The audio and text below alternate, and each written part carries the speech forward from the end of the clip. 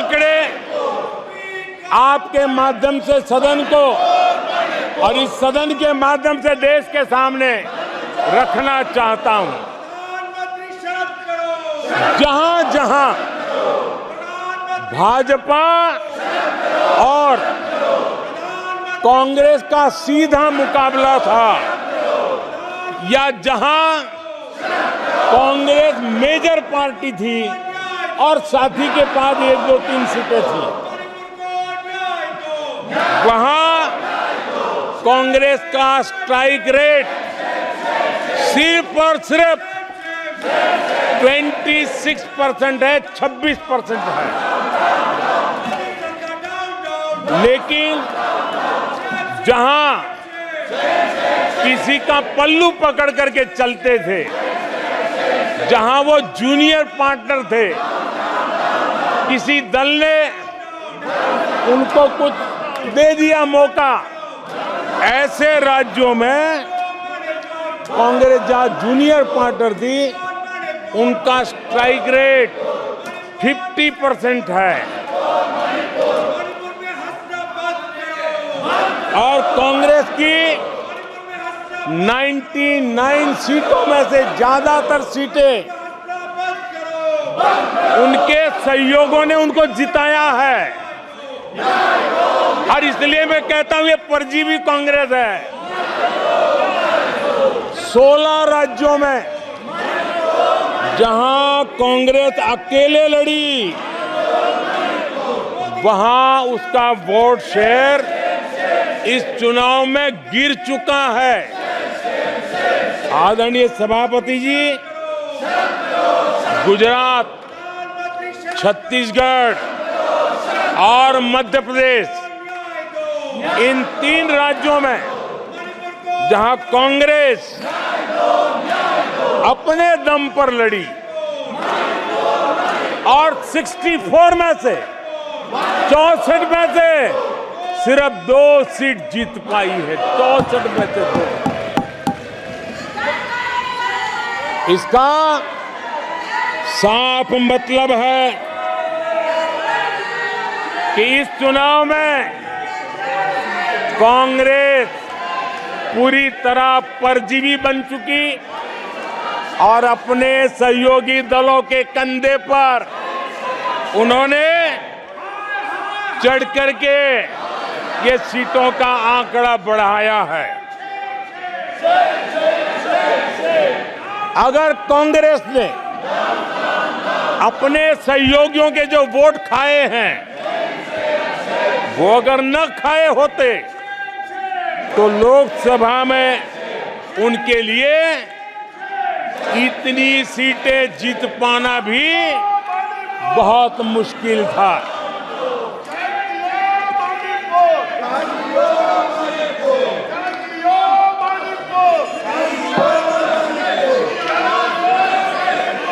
आदरणीय सभापति जी,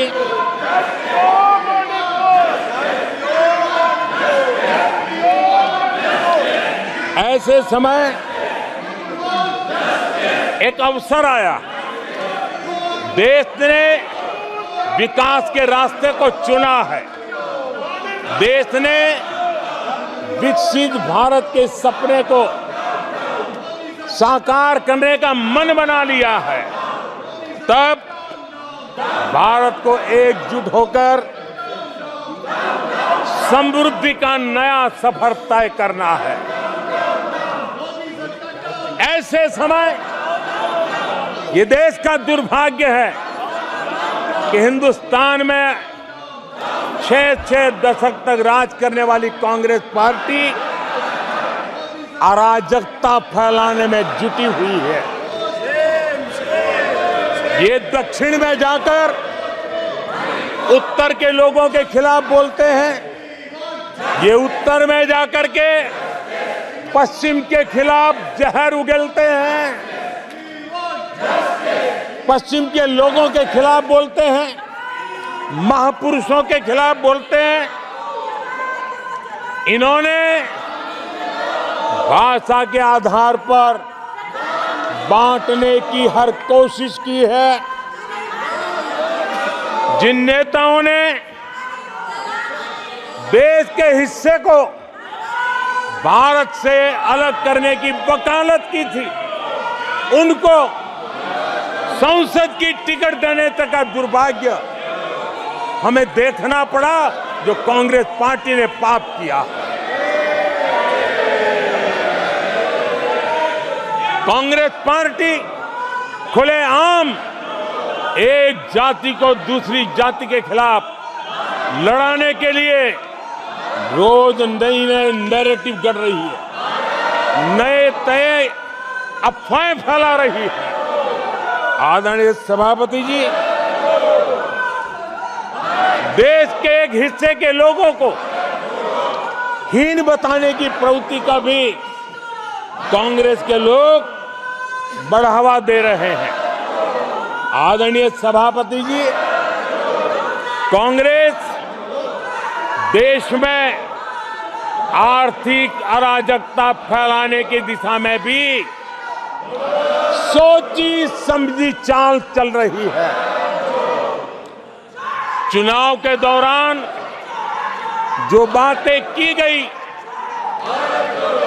राज्यों में, उनके राज्यों में जिस प्रकार से आर्थिक कदम ये उठा रहे हैं,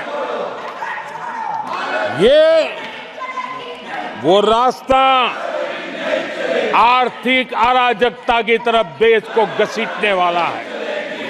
उनके राज्य देश पर आर्थिक बोझ बन जाए, ये खेल जानबूझ करके खेला जा रहा है। मंचों से साफ साफ घोषणा की गई, अगर इनके मन का परिणाम नहीं आया, 4 जून को देश में आग लगा दी जाएगी, लोग इकट्ठे होंगे, अराजकता फैलाएंगे। ये अधिकृत रूप से आह्वान किए गए, ये अराजकता फैलाना इनका मकसद है। भारत की लोकतांत्रिक प्रक्रिया को सवालों के घेरे में लाकर अराजकता फैलाने का प्रयास किया गया है।